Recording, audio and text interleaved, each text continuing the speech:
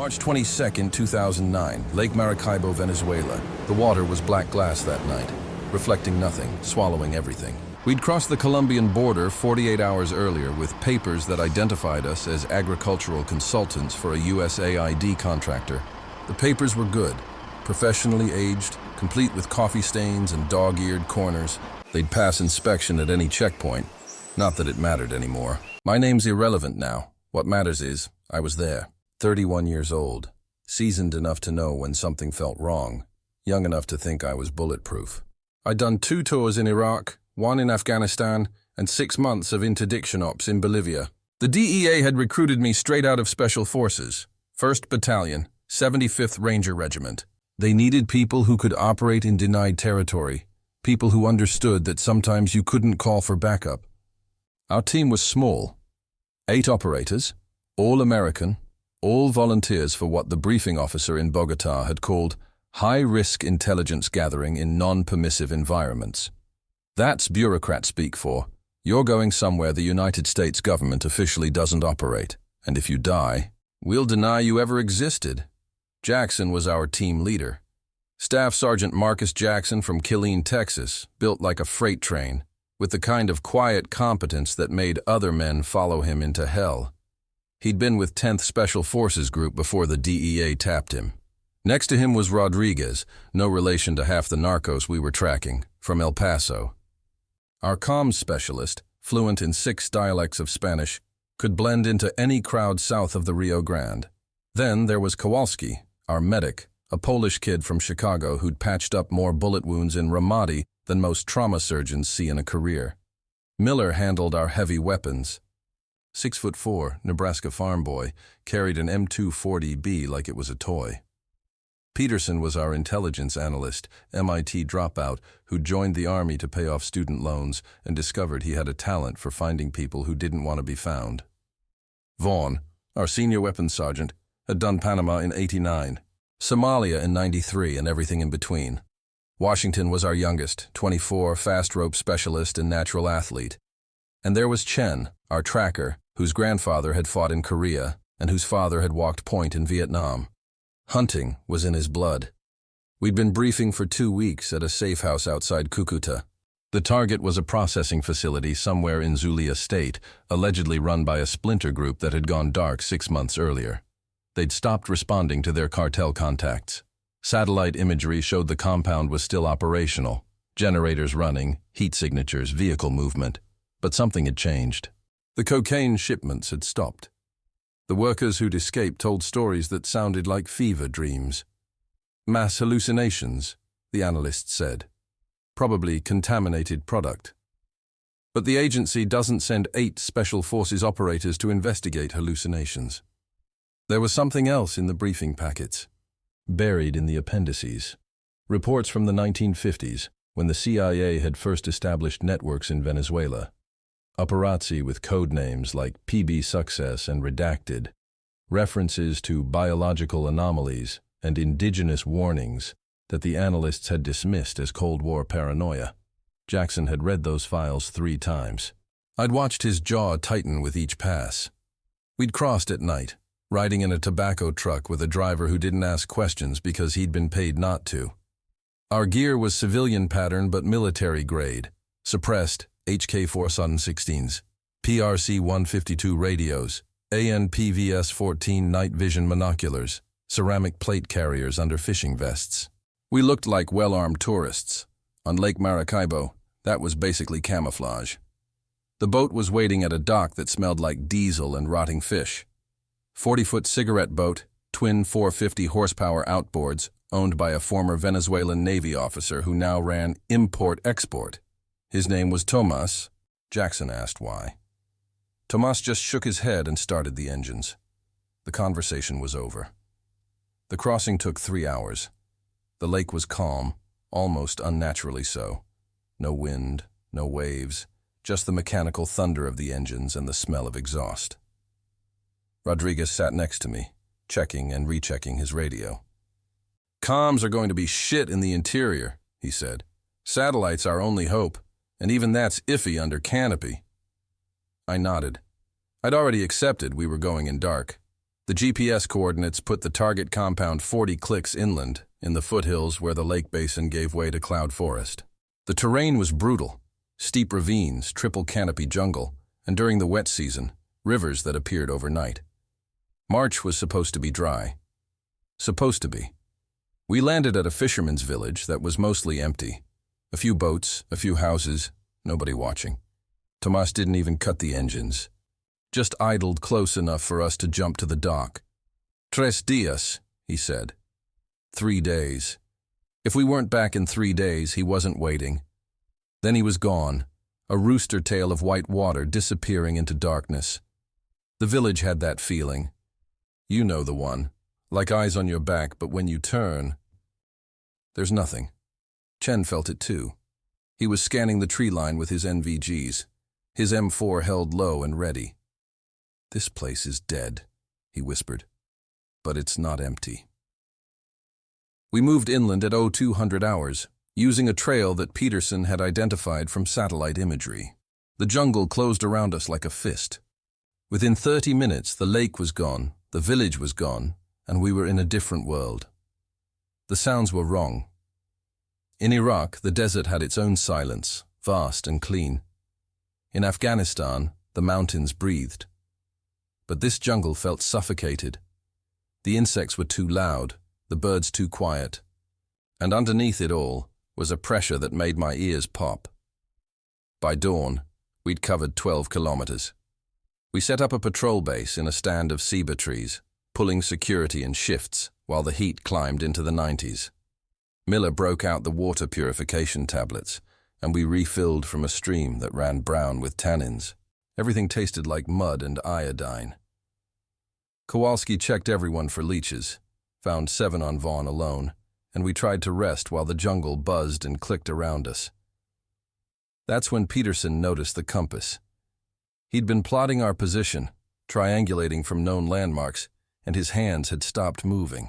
"Check your compass," he said quietly. Too quietly. I pulled mine out. The needle was spinning. Not drifting, spinning. Lazy circles that made no sense. Chen's did the same. So did Jackson's. 8 compasses, 8 spinning needles. Solar flare, Washington suggested. He was young enough to still look for rational explanations. Wrong hemisphere, Rodriguez said, and it wouldn't affect mechanical compasses like this. This is localized. Jackson stared at his compass for a long moment, then put it away. We navigate by GPS and terrain association. Rodriguez, I want continuous satellite checks every 30 minutes. If we lose signal, we backtrack immediately. Understood? We understood. But none of us said what we were thinking. We just lost our most basic navigation tool, and we were already 30 clicks from the lake, in hostile territory with no backup. We moved out at 1400 hours, following the ridgeline south. The canopy was so thick that my NVGs were almost useless, just gray-green murk punctuated by shadows. The heat was oppressive, the humidity like breathing through a wet towel. Every 50 meters we'd stop, listen, scan. Standard patrol procedures. Everything by the book. Except the book doesn't prepare you for what we found at 1630 hours. It was Chen who spotted it. He'd been walking point, moving through the undergrowth like smoke, when he froze and raised his fist. We all went to ground, weapons up, scanning for threats. Chen didn't move for a full minute. Then he waved Jackson forward. I was third in the patrol order, right behind Rodriguez. When I reached Chen's position, I saw what had stopped him. It was a tree. Massive, maybe 100 feet tall, with bark that looked almost metallic in the filtered sunlight. But that wasn't the strange part. The strange part was that every leaf on the tree was dead. Brown, curled, desiccated, and the ground beneath it was bare. No undergrowth, no insects, no leaf litter, just pale dirt arranged in a perfect circle, maybe 20 meters across. What the hell? Miller breathed behind me. Vaughn moved closer, studying the tree with the careful attention of a man who'd spent decades learning to recognize danger. He reached out to touch the bark, then stopped, his hand inches away. There's heat, he said. I can feel it from here. Kowalski pulled out a thermometer, one of the fancy digital ones with a laser pointer. He aimed it at the tree trunk. 98.6 degrees Fahrenheit, he said. Then he aimed it at the ground. Same. Exactly the same. Body temperature, Rodriguez said. For a human, Peterson corrected. Not for a tree. Jackson made the decision. Mark it, photograph it, keep moving. We're not here for botany. But as we circled around the dead zone, I noticed something else. The tree had roots that emerged from the ground in twisted loops, and those loops formed patterns. Not random patterns, deliberate ones, like symbols, like writing. I didn't mention it. Neither did anyone else. But I saw Chen take a photo with his digital camera, and I knew he'd seen it too. By nightfall, we'd covered 38 kilometers. The target compound was close, maybe 2 clicks northeast according to the GPS. We set up a hasty defense position in a gully, eating cold MREs and checking our gear. Miller cleaned his M240B with the kind of devotion other men reserve for prayer. Washington sharpened his knife. Rodriguez tried to raise the satellite link, got nothing but static. Atmospheric interference, he said, but his voice was uncertain. Or the satellite's not in position. I'll try again in 2 hours. Jackson organized the watch rotation. 2 men up, 6 down, rotating every 90 minutes. I had the 2200 to 2330 shift with Chen. The jungle at night was a different creature. Every sound was amplified, every shadow a potential threat. I sat with my back against a boulder, scanning with my NVG, watching Chen do the same 30 meters to my left. At 22:47 hours, the jungle went silent. Not gradually. Instantly. Like someone had thrown a switch. The insects stopped. The birds stopped. Even the wind seemed to hold its breath. Chen's voice came across the radio, barely a whisper. "You hearing this?" "Negative," I whispered back. "I'm hearing nothing." "Exactly." We waited. 30 seconds, a minute, 2 minutes. The silence was so complete it hurt. I could hear my own heartbeat, the blood rushing in my ears, the creak of my gear as I shifted position. Then came the hum. Low frequency. Subsonic. More felt than heard, like standing too close to a subwoofer. It vibrated in my chest, made my teeth ache, sent pins and needles down my spine. My NVG started to flicker. I tapped it, thought it was a battery issue, but Chen's was doing the same thing. "Contact front!" Chen hissed into the radio, and everyone was awake instantly, weapons up, scanning the darkness. But there was nothing. No movement, no shapes, just that hum, growing louder, and the feeling, the absolute certainty that something was watching us. Jackson's voice cut through the tension. "What do you have?" "Unknown," Chen replied. "No visual, but something's wrong. The air feels—" He didn't finish the sentence, because that's when we all tasted it. Metallic, sharp, like licking a battery terminal. It coated my tongue, made my sinuses burn, and brought tears to my eyes. "Gas?" Miller asked, his voice tight with controlled panic. "Chemical?" "Negative," Kowalski said. He'd already pulled out a gas detector, one of the fancy ones that could identify nerve agents and biological threats. The readout was clean. Air's normal. Oxygen, nitrogen, CO2 all in normal ranges. But it wasn't normal. Nothing about this was normal. The hum peaked, then stopped. The silence returned, but different now. Heavier. Expectant. And then the jungle came back to life. All at once. Insects, birds, rustling leaves. Like someone had pressed play after hitting pause. We didn't sleep after that. We sat in the darkness, weapons ready, waiting for dawn. Nobody talked about what had happened. What could we say? We'd experienced something that had no explanation. Nobody had questions.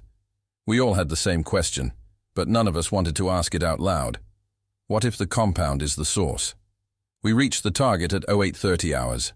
The compound sat in a clearing that had been carved out of the jungle with machetes and napalm. You could still see the burn scars on the tree stumps.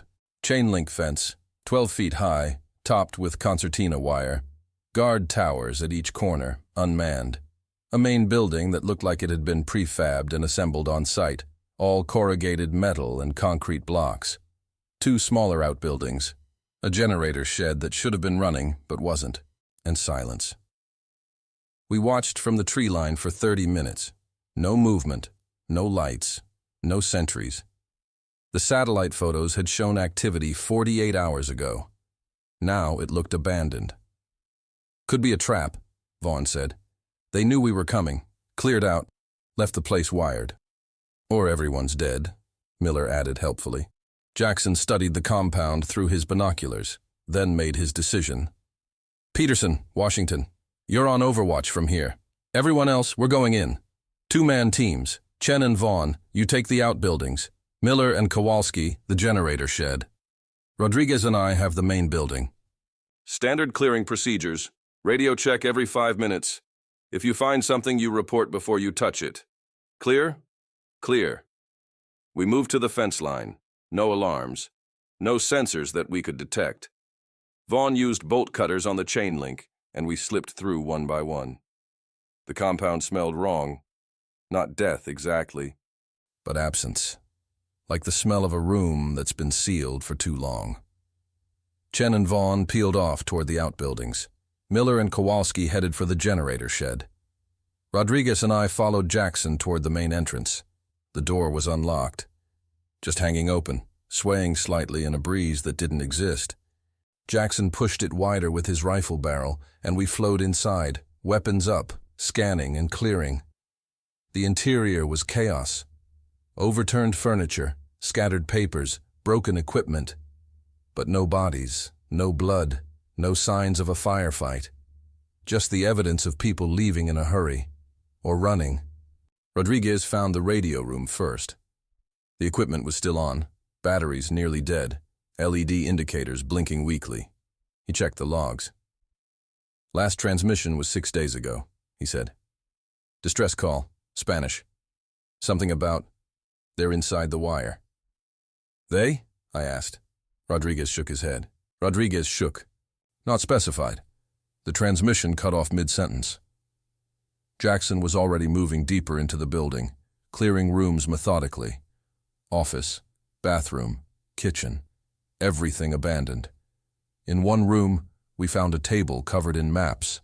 Not maps of the region, maps of tunnel systems. Underground networks that shouldn't exist. Not here, not in volcanic foothills with water tables 20 meters down. What were they mining? I wondered aloud. They weren't, Jackson said. He was looking at a wall covered in photos.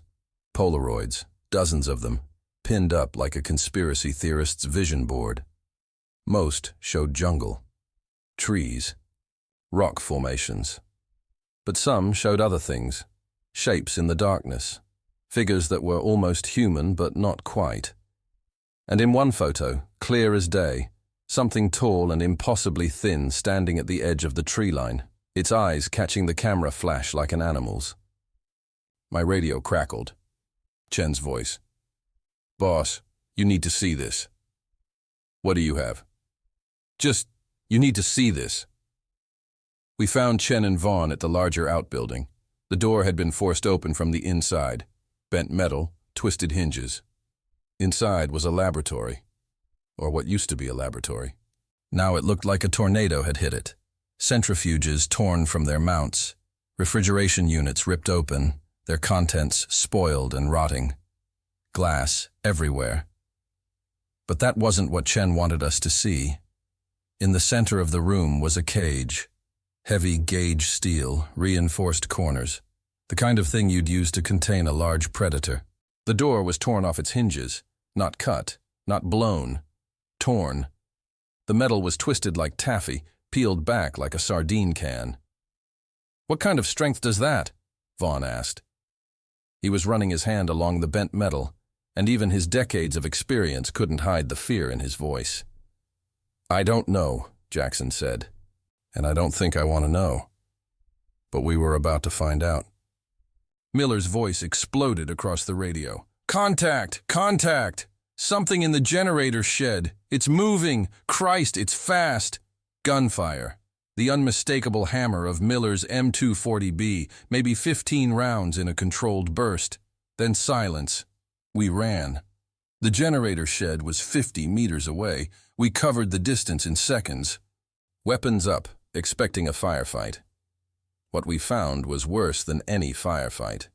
Miller was on his back, his weapon beside him, staring at the ceiling. Not wounded, not dead, just staring. Kowalski was kneeling next to him, checking his vitals, his hands shaking. "He's in shock," Kowalski said. "Pulse is 160. Pupils dilated. He's non-responsive but breathing. "What happened?" Jackson demanded. "I don't know. We opened the shed door and something moved. Miller opened fire and then he just dropped. I didn't see what he was shooting at. It was too fast." "Did he hit it?" "There's no blood, no body. Just look at the wall." 97. We looked. The back wall of the shed was riddled with bullet holes. Perfect grouping, Miller's standard targeting pattern. But the holes weren't just in the wood. They went through the wood, through the metal sheeting behind it, and into the jungle beyond. Miller had fired through the building. We moved fast, half carrying Miller, whose eyes had finally focused but who wouldn't or couldn't speak. We were through the fence and into the tree line when Peterson's voice came across the radio, calm and professional despite the situation. "Boss, we have a problem. I'm tracking approximately 20 thermal signatures converging on your position from the east. Range, 200 meters, closing fast. Hostiles? Unknown, but they're not human. Explain." "The heat signatures are wrong, too hot, and they're moving through the canopy, 20 feet off the ground." Jackson processed this in the second it took us to reach the rally point. Washington was already there. His rifle aimed at the jungle, his face pale but steady. Peterson had his laptop out, tracking the thermal camera on its tripod. "Show me," Jackson said. Peterson turned the screen. I saw it clearly. 20 bright spots moving through the trees, not following any trail, just gliding through the branches like the laws of physics were optional. And they were definitely converging on us. "We run," Jackson said. "Combat intervals, bounding overwatch. Rodriguez, you navigate. If anything gets within 100 meters, we engage. Understood?" We ran. Not the panicked flight of scared soldiers, but the controlled, purposeful movement of men who'd trained for this.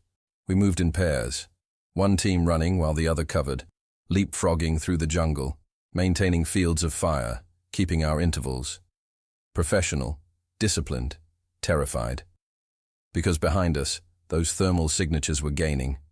And now we could hear them. Not footsteps, not voices. Just that hum again. That subsonic vibration that made my bones ache and my teeth chatter. And underneath it, something else. Clicking. Like insects, but deeper, resonant, almost mechanical. We'd covered maybe half a kilometer when Washington saw the first one. "Contact left," he shouted, and we all pivoted, weapons tracking. And there it was. 12 feet tall, give or take. Humanoid shape, but wrong. Too thin, limbs too long, joints that bent in ways that shouldn't be possible. Its skin wasn't skin.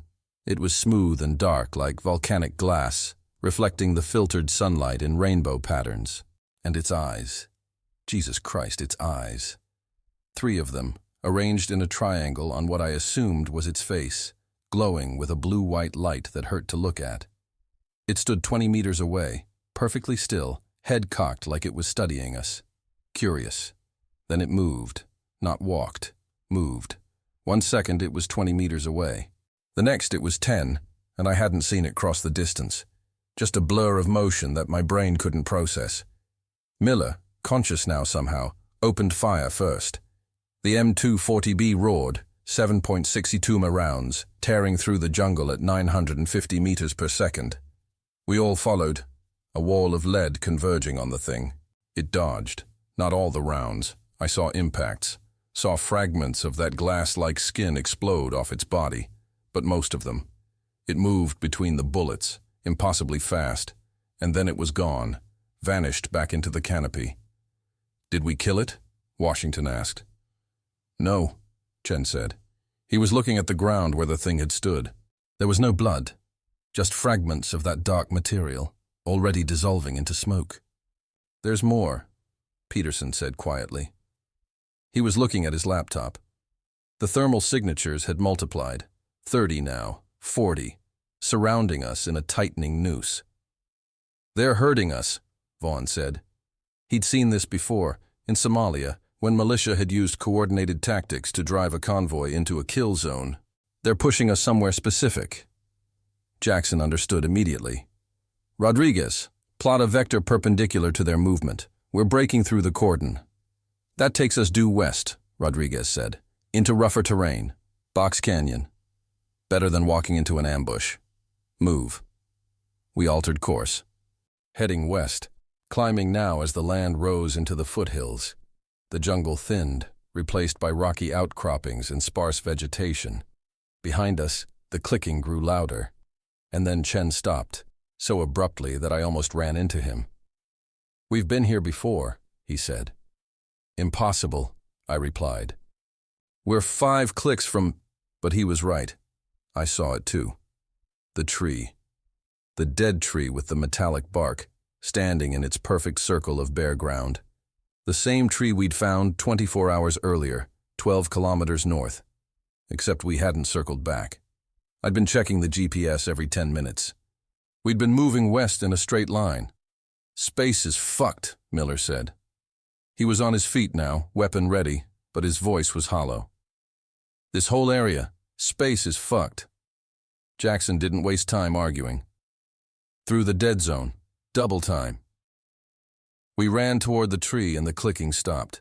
The thermal signatures on Peterson's laptop disappeared. All of them, just gone. We reached the edge of the bare circle and stopped. Up close, the tree was even more unnatural. The bark pulsed with that subsonic hum. The roots formed those symbols again, clearer now, and I realized with sick certainty that they weren't random. They were a warning, or a containment circle. But we had to cross the circle. Behind us, the clicking had resumed, closer now. We could see shapes moving in the shadows, tall and impossibly thin, their 3 eyes glowing in the darkness. Jackson went first, stepped into the circle, weapon up, scanning. Nothing happened. He took another step. Another. Reached the tree, passed it, emerged on the other side. "It's clear, come on." We followed, one by one, Chen, then me, then Rodriguez, then Kowalski, Miller and Washington, Vaughn bringing up the rear. And as I passed the tree, as I entered that circle of dead ground, I felt it. A presence, ancient and vast and utterly alien, pressing against my mind like a physical weight. It showed me things. Flashes of images, too fast to process but burned into my memory anyway. Cities that grew like tumors from the earth. Skies filled with shapes that shouldn't fly. And figures, those tall, thin figures, standing in ranks that stretched to the horizon. Then I was through, gasping on my knees on the far side of the circle. The others were the same, all of us shaking, trying to breathe through the terror. Except Vaughn. Vaughn was still in the circle, standing at the tree, one hand pressed against the bark, his eyes wide and unseeing. He was speaking, but not in English, not in any language I recognized. The words were all wrong, too many syllables, sounds that no human throat should make. "Vaughn!" Jackson shouted. "Get away from that thing!" But Vaughn didn't move. The tree's roots began to writhe, lifting from the ground like serpents, wrapping around his legs, his waist, pulling him down. 148. Miller opened fire, aimed for the roots, not Vaughn, trying to sever the connection. The rounds hit, exploded fragments of that metallic bark, but the roots just regenerated, growing back faster than we could destroy them. Chen ran back into the circle. I tried to grab him, missed, and he was already there, knife out, cutting at the roots, trying to free Vaughn. But the roots were too strong. And now they were reaching for Chen, too. That's when the thing came. Not from the jungle, from the tree itself. It emerged from the trunk like the bark was water, a figure composed of that same dark glass, but larger than the others, 15 feet tall, 4 arms instead of 2, and its eyes, 6 of them now, arranged in 2 rows, burned with a light that made my NVG flare and die.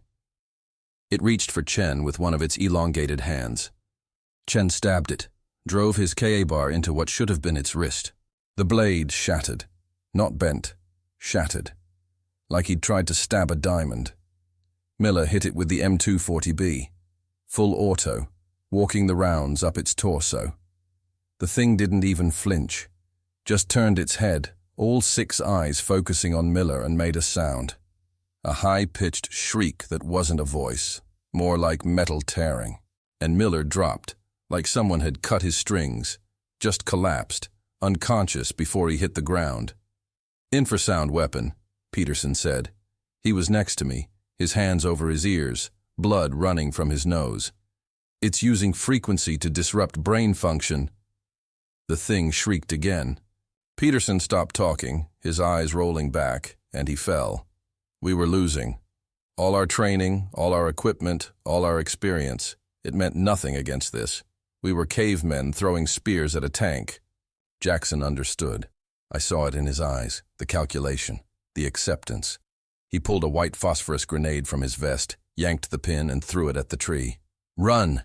he screamed. We ran. Left Vaughn, left Peterson and Miller where they'd fallen. Ran like the devil himself was behind us. Because maybe he was. I heard the grenade detonate, heard the whoosh of white phosphorus igniting, burning at 5,000 degrees, hot enough to melt steel. I didn't look back. None of us did. We just ran, crashing through the jungle, abandoning tactics, abandoning everything except the primal need to survive. We ran for 30 minutes straight. No pursuit, no clicking, no glowing eyes. Just the jungle, normal and mundane and utterly hostile. When we finally stopped, there were 5 of us left. Jackson, Rodriguez, Kowalski, Washington, and me. Chen was gone. When I looked back, he was just gone, like he'd never existed. The mission is over. New mission. Survive. Get to the lake. Get out of this country. Live long enough to tell someone what's here. We moved north, navigating by the sun now, our GPS units dead, our compasses still spinning uselessly. The jungle was normal again. Insects, birds, heat, like the last 2 days had been a fever dream, except for the images burned into my mind. The tree, the figures, the presence I'd felt in that circle, ancient and vast and utterly beyond human understanding. We reached the lake at dusk on the 2nd day. Tomas wasn't there. The village was still empty. We found a boat, stole it, and motored across Lake Maracaibo in the darkness, expecting at any moment for something to reach up from the black water and drag us down. Nothing did. We reached the Colombian side at dawn, found a phone at a cantina in a border town whose name I never learned. Jackson made 1 call, said 3 words, "Operation is compromised." Then he hung up, and we waited. They came for us 6 hours later. Not DEA, not CIA. Men in civilian clothes driving vehicles with no plates. They didn't speak, didn't ask questions, just loaded us into a cargo plane and flew us back to the United States. We landed at a facility that doesn't exist on any map, spent 2 weeks in medical isolation, physical exams, psychological evaluations, blood tests, brain scans. They were looking for something. Contamination, maybe. Or proof that we'd really seen what we claimed to see. On the 15th day, a man in a suit came to my room. He had no name, no badge, no identification. He laid papers on the table, non-disclosure agreements, compartmented special access programs, penalty for violation, life imprisonment, minimum. "What you saw in Venezuela never happened," he said. "The mission never occurred. The team never existed. You were never there. If you speak about this to anyone, family, friends, psychiatrist, priest, you will spend the rest of your life in a cell that the Constitution doesn't reach. Do you understand? I understood. Your service record has been expunged, he continued. Your DD-214 will show you spent those 6 months in administrative training at Fort Bragg. The DEA has no record of your employment. You will receive a medical discharge, PTSD from your prior deployments. You will take the discharge, the pension, and you will disappear into civilian life. You will never see the other members of your team again. You will never contact them. You will never search for them. Do you understand? I understood. He slid the papers across the table. I signed them. What choice did I have? That was 17 years ago. I kept my silence. Moved to Montana, bought a ranch, raised cattle, tried to forget. But you don't forget something like that. It's there every time you close your eyes. Every time the night gets too quiet. Every time you see something move in your peripheral vision that isn't there when you turn to look. I don't know what happened to the others. Jackson, Rodriguez, Kowalski, Washington. I hope they found peace. I hope they learned to sleep again. But I doubt it. And the ones we left behind, Miller, Peterson, Chen, Vaughn. I tell myself they died, quick and clean, but I know that's not true. I felt that presence. I saw what those things could do. Death would have been mercy. I'm telling this now because I'm dying. Cancer. The doctors give me 6 months. The NDAs I signed can't reach me in the grave, and the men in suits can't either. Let them come. Let them put a dying man in a cell. I don't care anymore. People need to know. Not the government people. They already know. They've always known. There's something in Venezuela, something old, something that doesn't follow our rules, our physics, our understanding of reality. And we built a compound right on top of it. We poked it. We studied it. We tried to contain it. And it woke up. I don't know what those things are. The analysts would say they're biological entities, evolved in isolation, adapted to conditions we don't understand. The conspiracy theorists would say they're aliens, visitors from another world. The religious would say they're demons, servants of something ancient and evil. Maybe they're all right. Maybe they're all wrong. It doesn't matter. What matters is they're there. They're real. And the boundaries that keep them contained, those trees, those circles, whatever other safeguards exist, those boundaries are failing. Because I've seen them again, not in Venezuela. Here, in Montana. 3 months ago, I woke up at 3 a.m. and looked out my bedroom window, and I saw one, standing at the edge of my property, 12 feet tall, too thin, 3 eyes glowing blue-white in the darkness. It didn't move, didn't approach, just watched. For 10 minutes, it watched. Then it was gone. I haven't slept since. Not really. I sit up at night with my old M4, kept it, despite the regulations, and I watch the tree line, waiting. Because if they're here in Montana, then they're everywhere. The containment failed, the boundaries broke, and we're all living in their world now. We just don't know it yet. So that's my story. That's my testimony. Take it or leave it. Believe it or don't. I'm past caring. I just needed to tell someone before I die. Needed to warn someone. There are things in the jungle, things that shouldn't exist, things that make our weapons useless and our science irrelevant, things that have been waiting, patient and hungry, for us to stumble into their domain. And when you find them, when they find you, all your training, all your courage, all your faith in the rational world will mean nothing. Because some doors, once opened, can never be closed. And we opened a door in Venezuela. God help us all. Us.